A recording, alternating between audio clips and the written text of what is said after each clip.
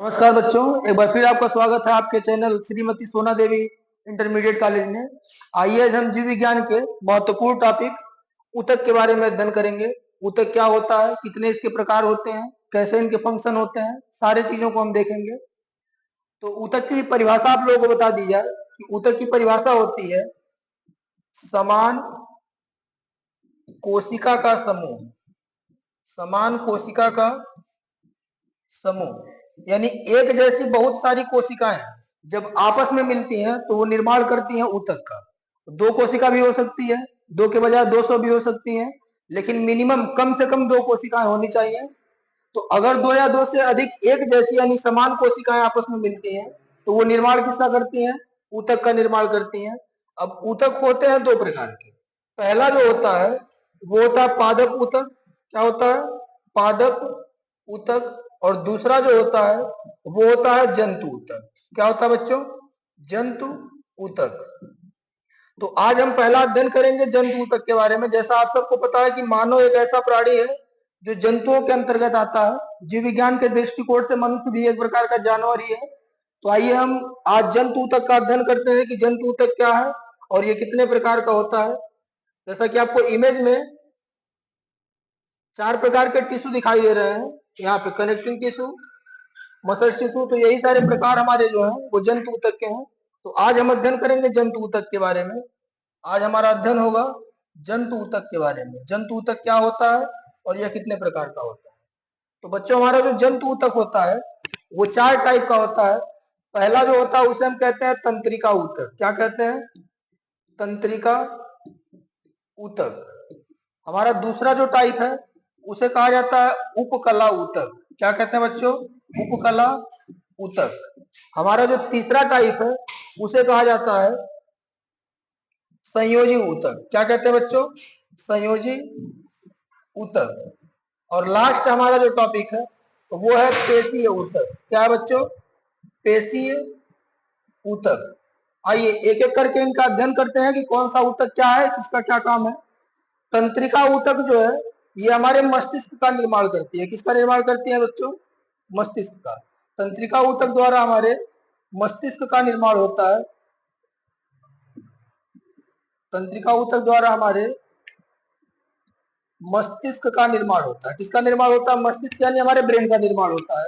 उपकला ऊतक क्या होता है? उपकला ऊतक हमारे शरीर में जो चर्बी की मात्रा होती है, किसकी मात्रा होती है? चर्बी की मात्रा, उसका निर्माण होता है उपकला ऊतक से। इसका कार्य होता है बाहरी चोटों से रक्षा करना। चोट और प्लस ठंड से हमारी रक्षा करती है। अगर आप ठंडे प्रदेश के लोगों को देखिए तो उनके शरीर में चर्बी की मात्रा ज्यादा होती है ताकि उनको ठंडी से बचाया जा सके, और चोट से भी रक्षा करती है। तो आप लोगों ने तंत्रिका ऊतक और उपकला ऊतक अच्छे से समझ लिया। हमारा अगला जो ऊतक है संयोजी ऊतक। जैसा कि आपको आपको नाम से दिख रहा है कि संयोज करना यानी कि जोड़ देना। तो एक ऐसा ऊतक जो मानव के पूरे शरीर को जोड़ता है उसे हम कहते हैं संयोजी ऊतक। अब इसके अंतर्गत हमारा रक्त आता है। क्या आता है बच्चों? रक्त आता है। हमारी हड्डी इसके अंतर्गत आती है। हमारी त्वचा इसके अंतर्गत आती है। त्वचा पूरे शरीर को कनेक्ट कर रही है। हड्डी भी ऊपर से नीचे तक पूरे शरीर को जोड़ रही है। उसी तरह से हमारा रक्त भी पूरे शरीर को जोड़ रहा है। रक्त के अलावा हम लिम्फ को भी ले सकते हैं। किसको ले सकते हैं? लिम्फ को। लसिका जो होती है उसको भी लिया जा सकता है। तो जो भी ऊतक हमारे पूरे शरीर को कनेक्ट करते हैं उन्हें हम कहते हैं संयोजी ऊतक।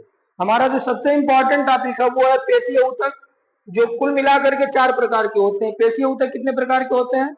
4 प्रकार के। तो खैर पेशीय ऊतक को थोड़ा सा समझते हैं, फिर अगले पेज में हम इसको समझेंगे।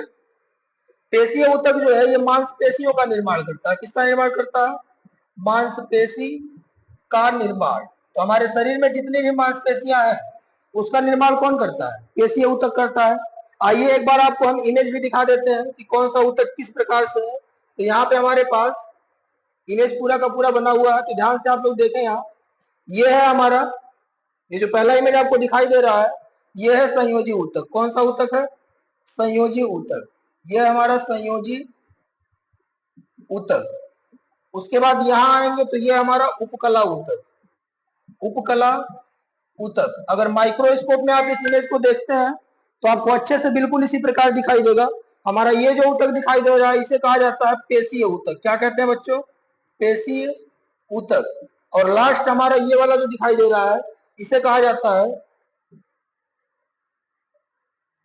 तंत्रिका ऊतक। क्या कहते हैं बच्चों इसे?